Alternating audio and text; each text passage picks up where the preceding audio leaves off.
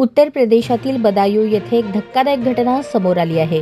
लग्नाच्या पहिल्याच रात्री नवरदेवाने पत्नीची हत्या केल्याचा आरोप असून पोलिसांनी या प्रकरणात नवरदेवासह सासूला अटक केली आहे।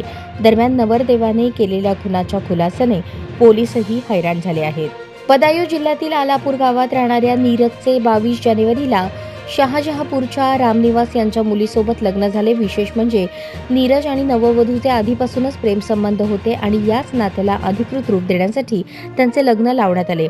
मात्र लग्नानंतर नववधूने नीरजला धक्कादायक सत्य सांगितले, ज्यामुळे हा हिंसक प्रकार घडला। पोलिसांच्या चौकशीनुसार लग्नाच्या पहिल्याच रात्री नववधूने नीरजला सांगितले की ती 2.5 महिन्यांची गर्भवती आहे। हे ऐकताच नीरजला धक्का बसला। त्याने हे घरच्यांना सांगितले। त्यानंतर नातेवाईक आणि गावातील लोकांनी त्याला टोमणे मारायला सुरुवात केली। या मानसिक तणावामुळे संतापलेल्या नीरजने आपली आई कांता हिच्या मदतीने पत्नीचा गळा आवळून हत्या केली। घटनेनंतर नववधूच्या वडिलांनी पोलीस ठाण्यात तक्रार दाखल केली।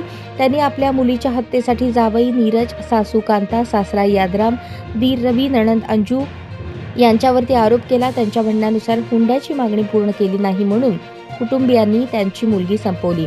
पोलिसांनी तात्काळ कारवाई करत नीरज आणि त्याची आई कांता यांना अटक केली आहे।